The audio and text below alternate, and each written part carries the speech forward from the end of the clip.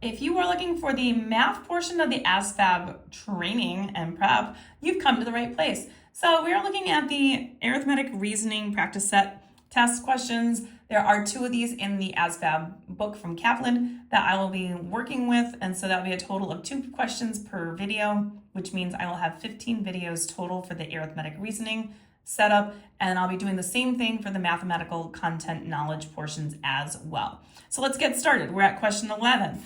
If 2 times the square root of 2x equals 40, what's the value of 5x? So as you can see, there's some pretty significant numbers there. So let's get started. First thing I'm going to do is set up that equation. And when we get to solve for x, we are going to first off make that happen by getting rid of that 5. So this is it's 5 times the square root of 2x.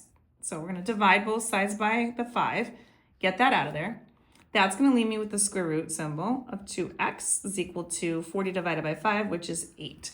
Now, in order to undo a square root, the opposite operation of square rooting something is to square it. So we are going to square both sides. Now, the squaring is going to cancel that out. That's just going to leave me with a 2x over here. And then over here, we're going to square 8, which is 8 times 8. You get 64. Now, we want to get x by itself. This is 2 times x. Opposite operation is to divide. And when we do 64 divided by 2, you get x has a value of 32. Now, we're not done just yet because it does say what is the value of 5x. So in order for me to find out what 5x's are, I need to take 5 and multiply that times what we just said what x was, which is 32. And so when we do 5 times 32, we get an answer of 160. And when we look at our options or our answers, we can see that A is the correct answer there. Now we're going to go ahead and do the next question, which is a full 10-liter container of diluted orange juice contains 20% water, 80% juice. After half of the diluted orange juice is consumed, 1 liter of pure juice is added to sweeten the taste. What is the ratio of liters of water to liters of pure juice after the liter of pure juice is added?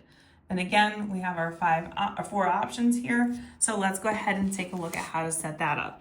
So the first thing is we know it's a 10 full liter container. And its ratio is 20% water.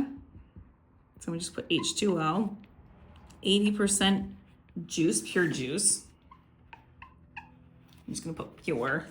All right, so after half of it is now gone, which means there's only 5 liters here. So after 5 liters, you are going to be adding 1 more liter to this. And it is a pure juice liter. So this is pure juice. And so we're looking to figure out what the ratio is from that point on.